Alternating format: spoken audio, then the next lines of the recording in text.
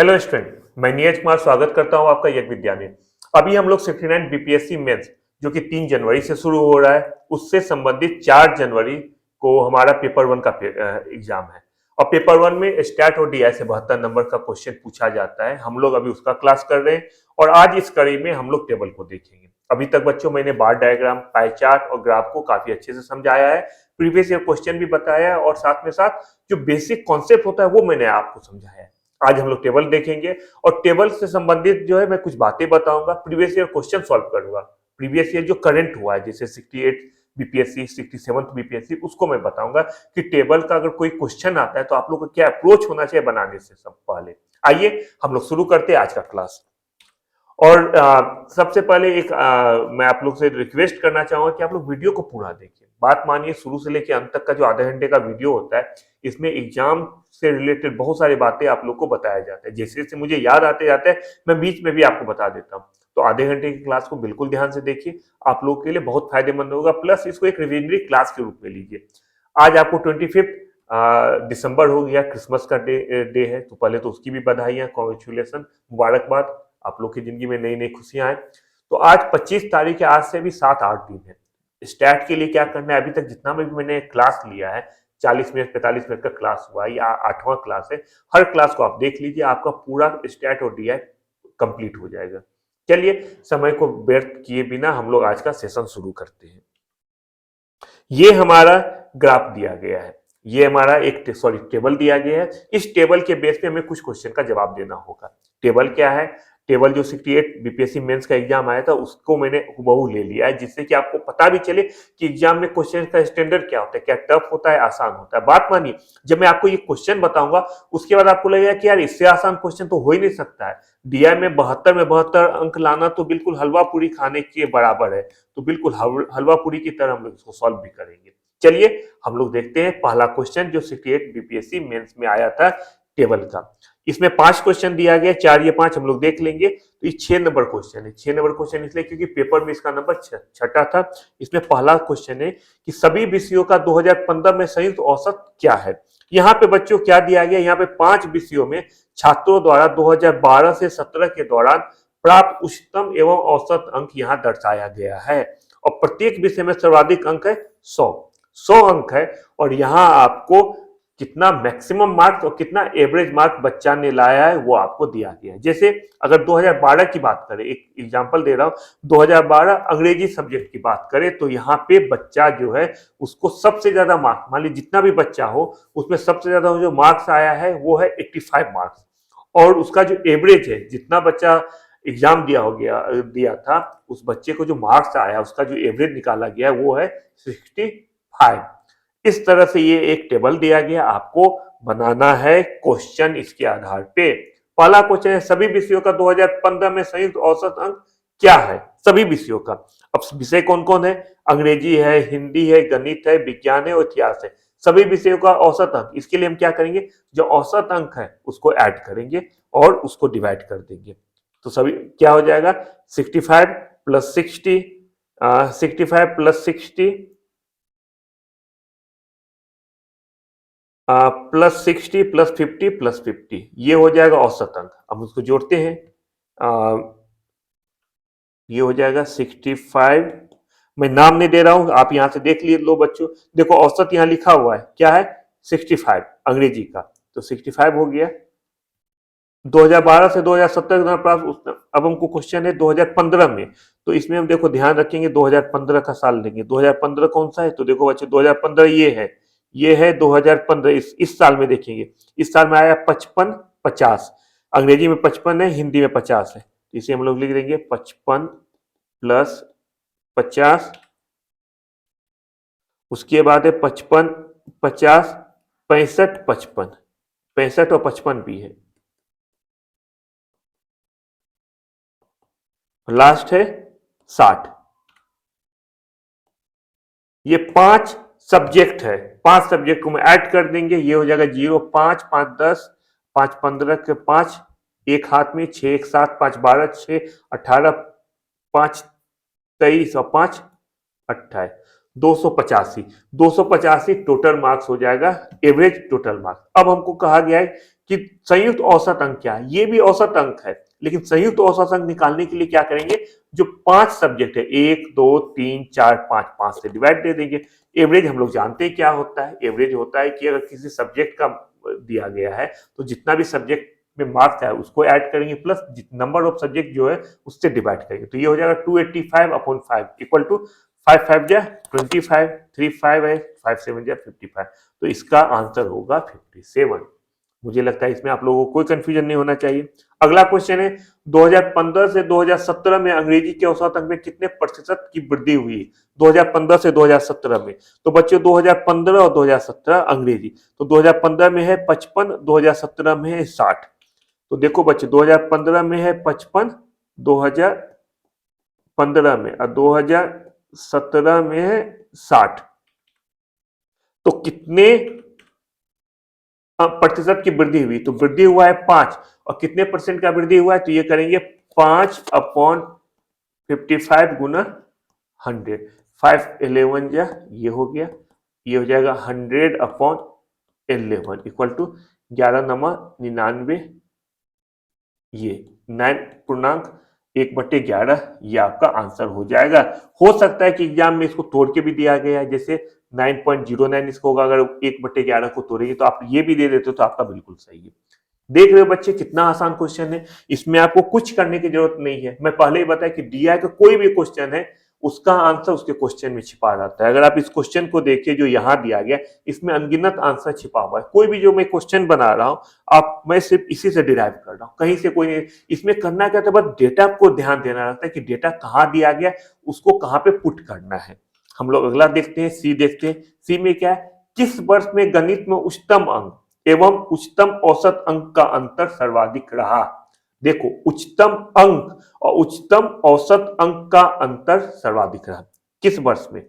तो गणित में उच्चतम अंक कब कब आए, गणित हम लोग देखते हैं, इसका मतलब हम लोग को सिर्फ गणित में ध्यान देना होगा। गणित में उच्चतम अंक और उच्चतम औसत अंक, तो इसमें हो जाएगा जैसे वर्ष 2012 में, वर्ष 2012 में क्या है 75 - 60, हम हर साल का माइनस करते जाएंगे उच्चतम औसत को, तो ये हो जाएगा 75, ये -60 इक्वल टू 15। ये है 2012 का, 2013 का 75 - 55,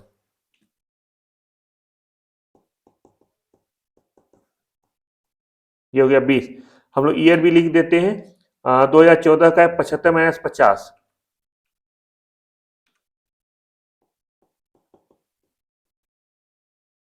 ईयर क्या है 12 13 14, 2012, 2013, 2014, 2015 में क्या है, 2015 में हो जाएगा गणित 85 - 65,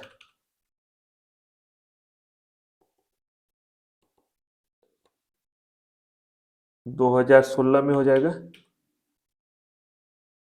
80 - 55,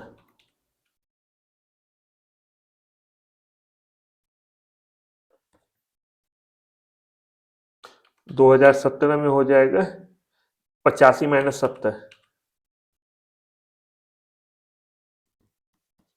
अब देखो बच्चों क्या कर रहा है, किस वर्ष गणित में उच्चतम अंक, ये देखो उच्चतम अंक है एवं उच्चतम औसत ये हो गया का अंतर सर्वाधिक रहा।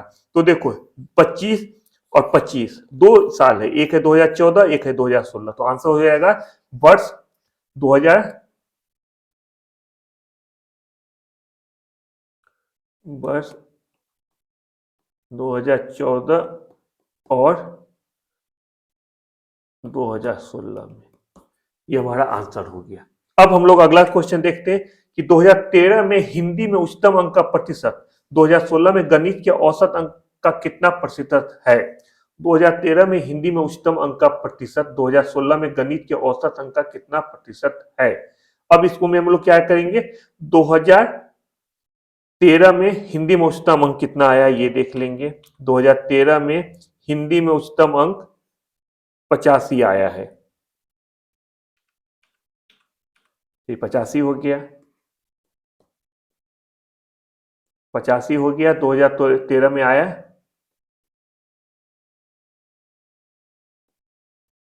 हिंदी में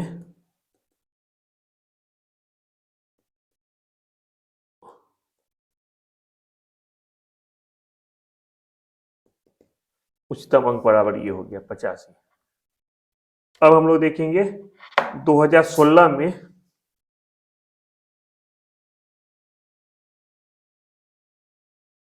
2016 में गणित का औसत अंक 2016 में गणित का औसत अंक ये कितना है? ये है 2016 में गणित का औसत अंक, ये है 55। देखो बच्चों यहाँ पे 2016 है, आप यहाँ पे ध्यान रखो। मैं जो मैं जो हाईलाइट कर रहा हूँ 2016 में गणित गणित में औसत अंक कितना है? 55।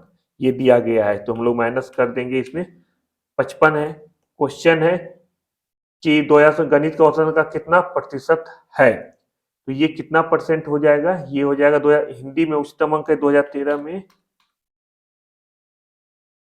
75, ये 75 है।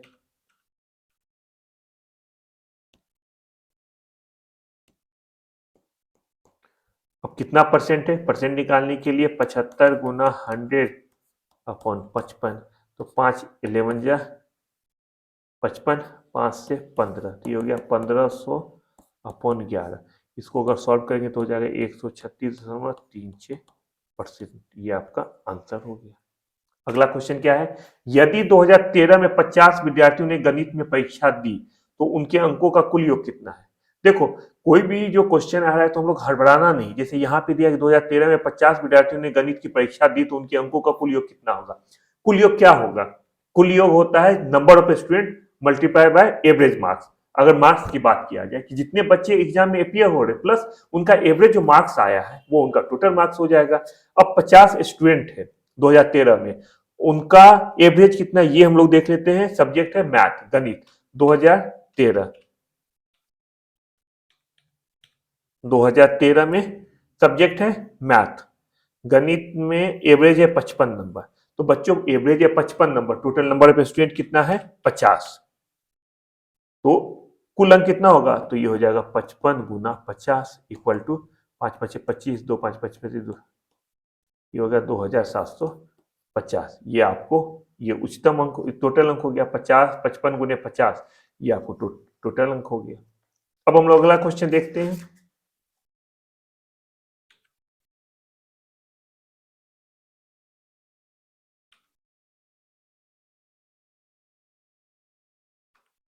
हाँ, अगला है 67वीं बीपीएससी में। अब 67वीं बीपीएससी में एक क्वेश्चन आपको टेबल से पूछा गया है। इस क्वेश्चन में क्या दिया गया? हर एग्जाम की तरह इसमें भी एक टेबल आपको दिया गया जो आपके स्क्रीन पे है। आप लोग अगर इसको लैपटॉप पे देख रहे हैं या ऐप पे देख रहे हैं, सॉरी मोबाइल पे देख रहे हैं, तो आप अपने स्क्रीन पे देखिए, ये आपको एक टेबल का क्वेश्चन यहाँ दिया गया है। अब इस टेबल के क्वेश्चन के बेस पे टेबल के बेस पे हमें बहुत सारे क्वेश्चन का जवाब देना है। इसमें भी बात मानो, कुछ नहीं करना है, बस क्वेश्चन को सही सही पुट कर देना है। उसके अलावा इसमें और कुछ नहीं करना है, क्वेश्चन को सही से पुट कर देना है। अब इसमें कैसे पुट करेंगे, क्या किया जाएगा? अब देखो हम लोग इसमें हाँ, पहला है आर द्वारा प्राप्त सभी छह विषयों का एक साथ कुल अंक प्रतिशत ज्ञात कीजिए। आर द्वारा देखो इसमें क्या दिया, इसमें छात्र है कितने? 1 2 3 4 5 6 7, 7 छात्र हैं। और 7 छात्र जो है PQRSTVW, ये 7 छात्र हैं। और 7 छात्र में सब्जेक्ट कितना है इन लोग के पास? 1 2 3 4 5 6, 6 सब्जेक्ट है और 7 स्टूडेंट है। हर स्टूडेंट हर सब्जेक्ट में अपियर होता है जिसमें उसको मार्क्स आता है।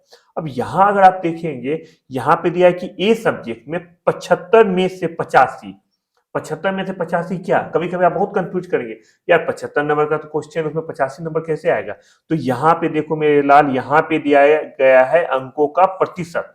ये 75 में 85% नंबर आया है।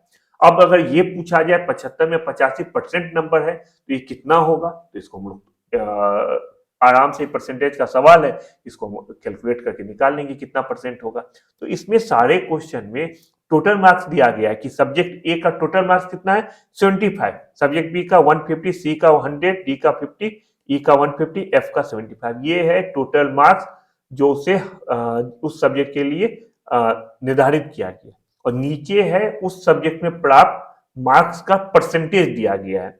अब अब हम लोग क्वेश्चन सॉल्व करते हैं। क्वेश्चन में क्या किया गया है, पहला क्वेश्चन है कि आर द्वारा प्राप्त सभी 6 विषयों का एक साथ कुल अंक प्रतिशत ज्ञात कीजिए। आर द्वारा, तो आर द्वारा सभी 6 विषयों का एक साथ कुल कैसे होगा, ये बहुत आसान है कि ए विषय में, अब सारे सब्जेक्ट हम निकाल लेंगे, ए बी सी डी कितने सब्जेक्ट हैं, इस सब्जेक्ट है 1 2 3 4 5 6 है। अब 6 का हम लोग निकाल लेते हैं। एक में ए में कुल कितना अंक प्राप्त होगा, एक में प्राप्त होगा अगर हम लोग देखें तो 75 में 85, तो 75 में 85 है।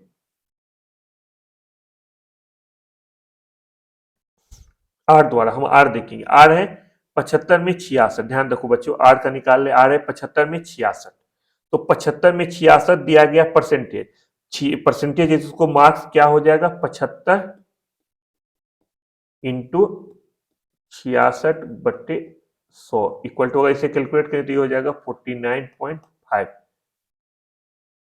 बी सब्जेक्ट में क्या हो जाएगा, बी सब्जेक्ट में हो जाएगा 75, 150 में 75% है तो ये हो जाएगा 150 इंटू 75 अपॉन 100, इसका मार्क्स होगा 1।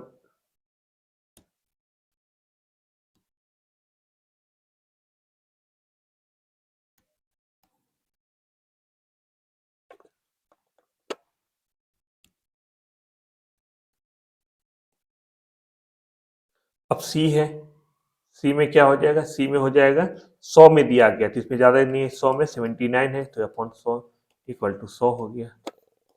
डी में है 50 में 88, ये हो गया 44। ई में है ई, ई में 150 में 72, देखो 150 में 72 है,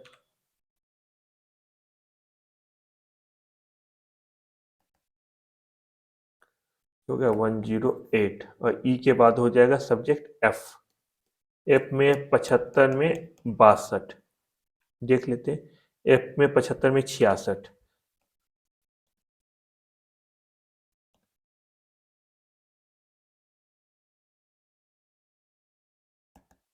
ये हम सारे सब्जेक्ट में A B C D E F इसमें मार्क्स अलग अलग दिया गया है। अब सभी सब्जेक्ट में टोटल मार्क्स अगर देखेंगे तो इसको हम ऐड कर देंगे, क्या हो जाएगा 49.5 plus 112.5 plus 100 plus 44 plus 108 plus 49.5, ये आपको हो गया सारे सब्जेक्ट में आर द्वारा जो सारे सब्जेक्ट में जो मार्क्स मिला है वो ये दिया गया है। अब इसका हम लोग सम निकालेंगे तो ये हो जाएगा 442.50। अब हम निकालेंगे टोटल मार्क्स, कितना टोटल मार्क्स है, हर सब्जेक्ट का टोटल मार्क्स कितना है, क्योंकि परसेंटेज निकालने के लिए क्या क्या है, टोटल मार्क्स ऊपर में लिखते हैं जितना मार्क्स अचीव या मार्क्स प्राप्त किया है divided by total marks into 100, ये होता है परसेंटेज निकालने का तरीका। तो टोटल मार्क्स कितना है देखो बच्चों 75 है, 150, 100, 50, 150, 75, इस सबको ऐड कर देंगे 75, 150, 100, टोटल मार्क्स हो जाएगा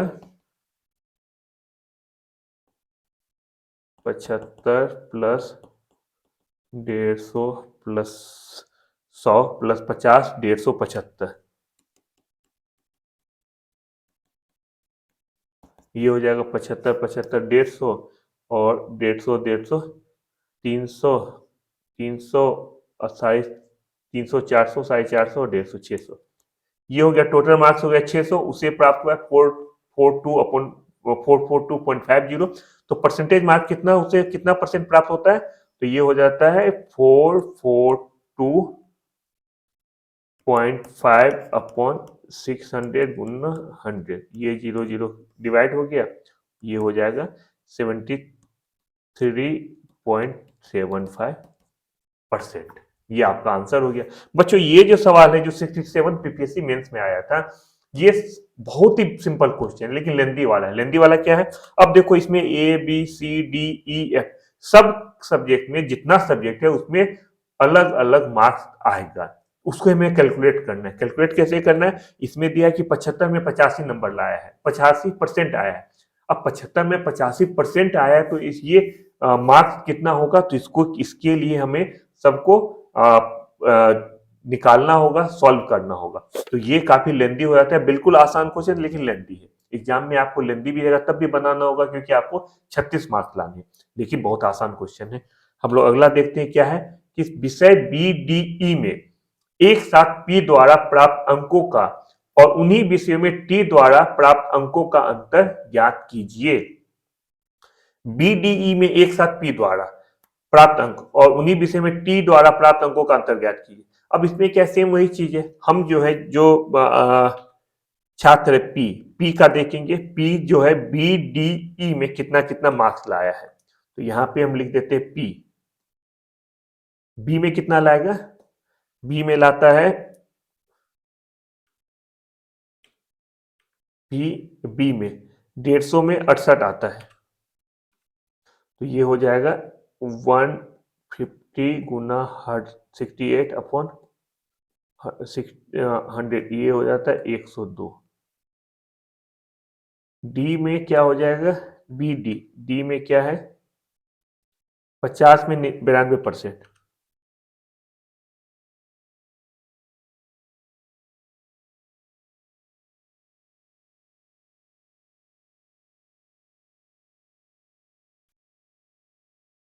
ई ई है 150 में 89,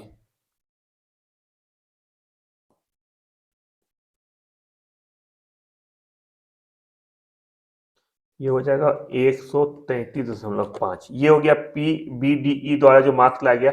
अब इन तीनों को ऐड कर देंगे तो ये हो जाएगा 102 प्लस 46 प्लस 133.5।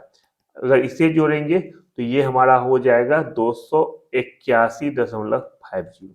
अब हम देखते हैं टी द्वारा, टी द्वारा कितना लाया गया है अलग अलग, ये देख लेते हैं पहले बी। बी में क्या लाया गया टी द्वारा, टी द्वारा बी में 150 में 75, तो 150 में 75 का मतलब हो गया कि 150 इंटू 75 अपॉन 100 इक्वल टू हो गया 112.5। डी में क्या है, डी में दिया गया है, डी में 50 में 68, तो 50 में 68 है तो 34 हो जाएगा, ये तो आप वैसे भी निकाल सकते हो।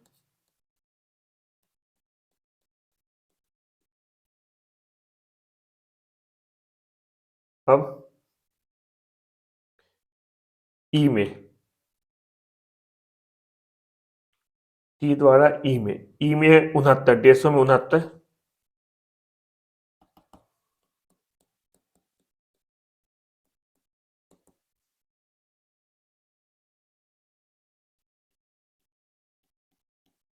इसको ऐड करेंगे 112.5 प्लस ये हो जाएगा 200, इसे अगर ऐड करेंगे तो इसका मान हो जाएगा 250। अब अंतर क्या होगा, एक का है 281, एक का है 250, तो ये तो आपको पता चलेगा अंतर हो जाएगा -250 इक्वल टू 31.5। ये हो गया अंतर। कोई कंफ्यूजन इसमें, शायद आपको कंफ्यूजन नहीं होगा। अगर कंफ्यूजन होता है तो आप लोग, मैं पहले भी बताया हूँ आज भी इसको रिपीट करूंगा कि आप लोग ज्यादा से ज्यादा बच्चे यज्ञ विद्या से जुड़े। ये स्टैट का जो पोर्शन है ये सिर्फ बीपीएससी मेंस के लिए फायदेमंद तो है ही, इसके अलावा जितना भी पीसीएस आता है उसमें आजकल सीसैट का पेपर पूछा जाता है, डीआई आता है, और डीआई में ये काफी महत्वपूर्ण रोल प्ले करेगा। आप लोग अगर ग्रेजुएशन में है, कॉलेज में है, तो कॉलेज में भी स्टैट का पेपर होता है, वहां पे ये बहुत बेनिफिशियल है।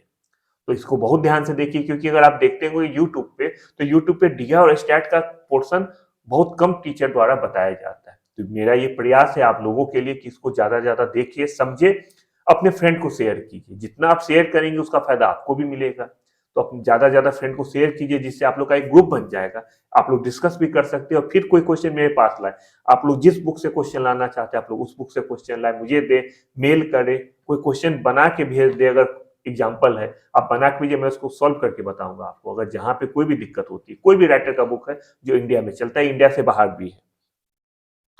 अब एक क्वेश्चन है कि विषय बी में सभी छात्रों द्वारा प्राप्त औसत अंक ज्ञात कीजिए। विषय बी में, अब विषय बी में सभी छात्रों द्वारा प्राप्त औसत अंक ज्ञात कीजिए। तो बच्चों देखो, पहले विषय बी है तो हम लोग बी पे चले जाते हैं। बी ये है सभी छात्रों द्वारा प्राप्त औसत अंक। तो सभी छात्रों को प्राप्त औसत अंक निकालने के लिए पहले तो मुझे ये निकालना होगा कि छात्रों को कितना अंक मिला है। अब पी को कितना मिलेगा, 150 में 68 मिलेगा। मैंने पहले बताया कि ये लेंदी है लेकिन आसान है। तो पी को मिलेगा 150 में 68, तो 150 गुना 68/100, ये हो गया 102। पी के बाद क्यू को क्या मिलेगा, 150 में 72। आर को 150 में 75।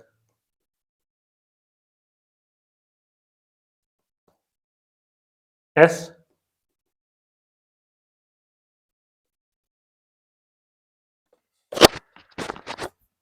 एस के बाद टी,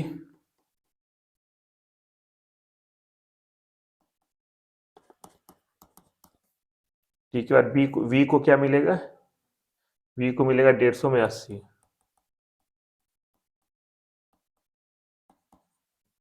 और डब्लू, लास्ट में डब्लू हो गया 150 में 68 इक्वल टू 102। ये हर सभी छात्रों को 20 सब्जेक्ट में जो चाहते स्टूडेंट है P Q R S T V W, इन लोग को इतना इतना अंक प्राप्त हुआ है। अब हमको निकालना है प्राप्त औसत अंक ज्ञात कीजिए। औसत अंक ज्ञात करने के पहले जितना भी स्टूडेंट है उसको जितना मार्क्स मिला है उसको ऐड करना होता है। ऐड करने के लिए हम सबको ऐड कर देंगे। 102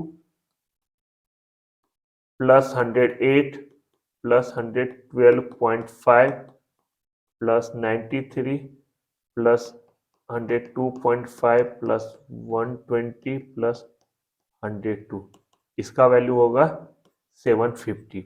और कितने ये है, 1 2 3 4 5 6 7, ये 7 स्टूडेंट है तो इसको डिवाइड कर देंगे 750/7 इक्वल टू हो जाएगा 107.14।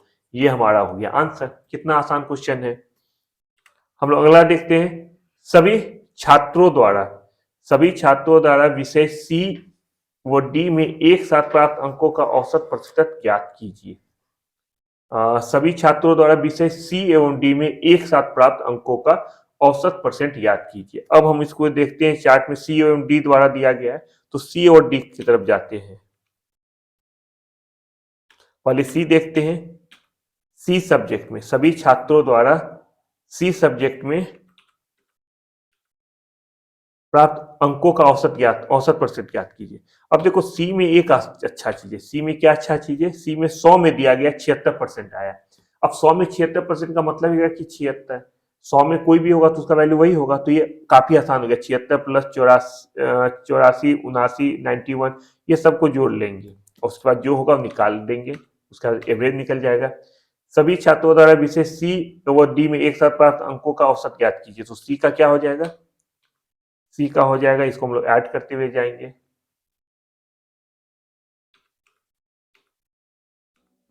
ऐड क्या करेंगे, सी द्वारा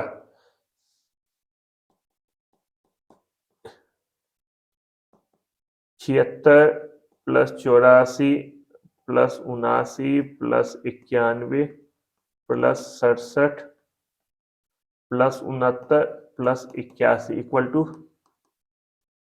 547। ये हो गया सी द्वारा।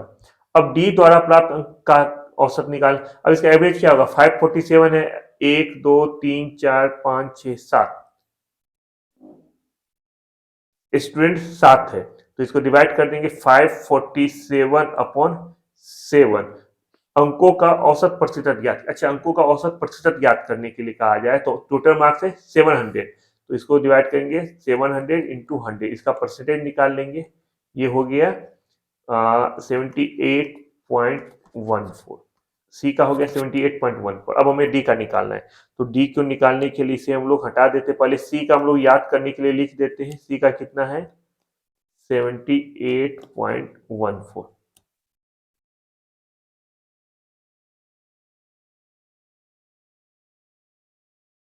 अब हम लोग देखेंगे डी का।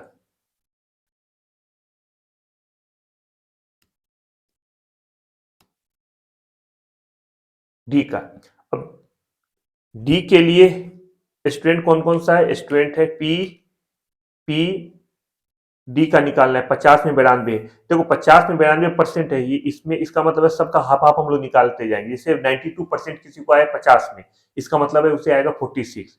80% आया है, इसका मतलब है उसे आएगा 40, 88 इसका मतलब उसे आएगा 44। ये भी आसान है, तो हम लोग इसे सबको ऐड करेंगे, क्या होगा, चलो हम लोग यहाँ देखते हैं 92 प्लस 80, तो ये हो जाएगा 92% है। देखो डी, ये सवाल मैं बता रहा हूँ, ये सवाल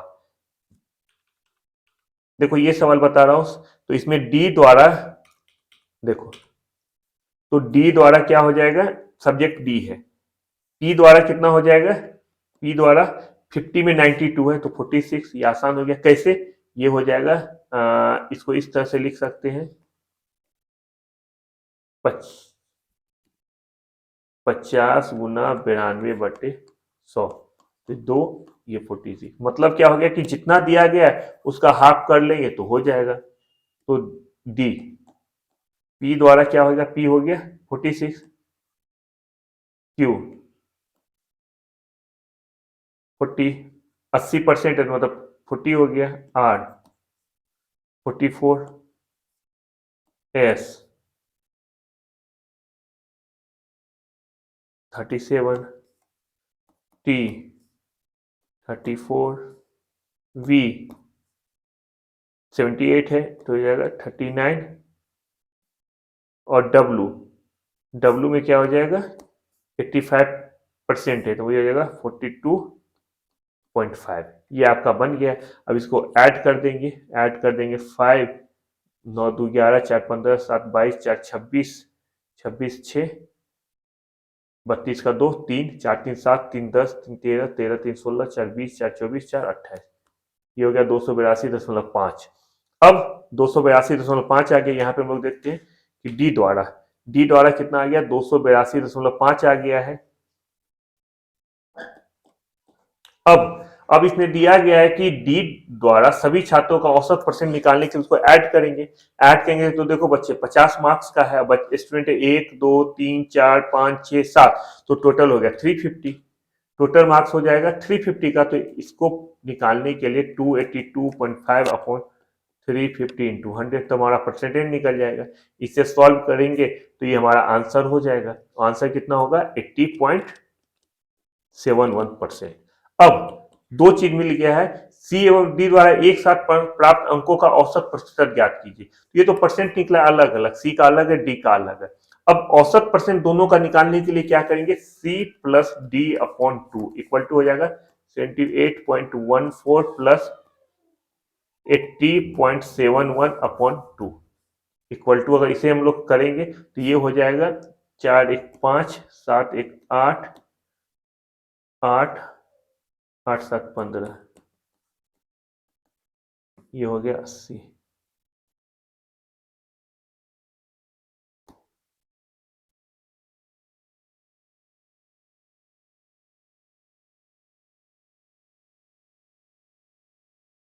79.425 हो जाएगा, ये हो गया आंसर। अब हम लोग देखते हैं इस कड़ी में अगला क्वेश्चन, सभी छात्रों द्वारा विषय एफ में प्राप्त कुल अंक ज्ञात कीजिए। सभी छात्रों द्वारा विषय एफ में प्राप्त कुल अंक ज्ञात कीजिए। अब एफ में कितना है, एफ का देख लेते हैं क्या है, सब्जेक्ट एफ, ये है सब्जेक्ट एफ। अब सब्जेक्ट एफ में हमको निकालना है इसका एवरेज मार्क्स सभी छात्रों द्वारा। देखो 75 में 82 आया, सेम इसको भी हम लोग कन्वर्ट कर लेंगे कि ये कितना मार्क्स होगा। यहाँ पे 75 में 82% दिया गया है, तो परसेंट को हम लोग फिगर में, नॉर्मल फिगर में बदल लेंगे। अब इसके लिए हम लोग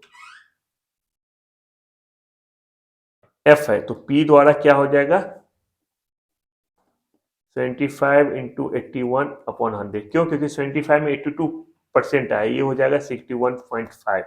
पी के बाद क्यू का है, क्यू कितना हो जाएगा 75 इंटू 70 अपॉन 100, इसे अगर सॉल्व करेंगे तो ये हो जाएगा 52.5।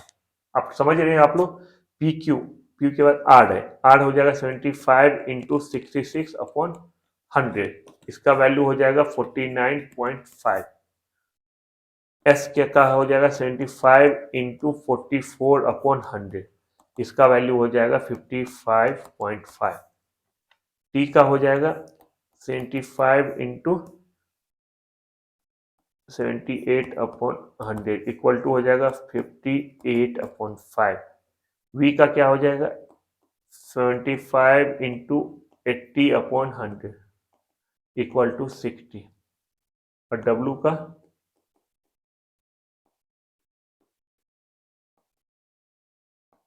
54। अब F विषय में टोटल कितना अंक प्राप्त हुआ है, तो F में जो है हम सबको जोड़ लेंगे 61.5 plus 52.5 plus 55.5 plus 58.5 plus 60 plus 54, ये हो जाएगा 391.5। ये हो गया टोटल मार्क्स मिल गया। तो बच्चों ये 2 साल, ये 68वीं बीपीएससी और 67वीं बीपीएससी मेंस का क्वेश्चन मैंने आप लोग को सॉल्व किया यहाँ पे। उम्मीद करता हूं कि ये टेबल का ये जो 2 क्वेश्चन है, मैंने 2 साल का क्वेश्चन खासकर 68वीं और 67वीं इसलिए सेलेक्ट किया क्योंकि इन 2 सालों में जितना भी कॉन्सेप्ट है उससे बाहर कॉन्सेप्ट आप लोगों को बिल्कुल नहीं पूछेगा, ये मान के चलो। अगर ये 2 साल का क्वेश्चन जो मैंने बताया, जिस तरह से बताया, उसको आप लोग अगर समझ लेते तो कोई भी क्वेश्चन अगर एग्जाम में आता है, इस बार 69 पे कोई भी प्रश्न आता है, आप लोग उसका जवाब देने में सक्षम होंगे। तो इसीलिए ये जो वीडियो इसको बिल्कुल ध्यान से देखिए। अभी तक जितना भी, ये मेरा 8वां क्लास है, अभी तक जो भी क्लास हुआ है उसको 2-3 बार आप लोग जरूर देख लीजिए एग्जाम से पहले। ये आप आज हमारा 4 टॉपिक, जो मेन 4 टॉपिक है, ये आपका समाप्त हो गया है। अभी तक का जो ट्रेंड आया है, जो पिछले 8 या 10 अटेम्प्ट से जो ट्रेंड आया है, उस हिसाब से तो इसी 4 टॉपिक से जो मैंने आपको बताया है, क्या क्या बताया, सबसे पहले मैंने बताया बार डायग्राम, फिर मैंने बताया पाई चार्ट, फिर ग्राफ, और लास्ट में आज बताया टेबल। ये 4 टॉपिक से ही आपको सारा कॉन्सेप्ट क्लियर हो जाएगा अभी तक के हिसाब से। लेकिन मैंने जैसा प्रॉमिस किया था कि सिलेबस में कहीं नहीं दिया गया है कि आपसे मेजर्स ऑफ सेंटर टेंडेंसी, अर्थात केंद्रीय प्रवृत्ति की माप, जिसमें मीन, मीडियन, मोड होता है, माध्य, माध्यिका और बहुलक। अगर आप लोग प्रीवियस ईयर क्वेश्चन जिस बच्चे के पास होगा, जो 2005, 7, 2010, 11 इस तरह के साल में जो क्वेश्चन पूछा गया था, उस समय यही सिलेबस था। उस समय भी डीआई और स्टैट दोनों चीज लिखा रहता था, लेकिन उस समय मीन, मीडियन, मोड का एक क्वेश्चन आता था।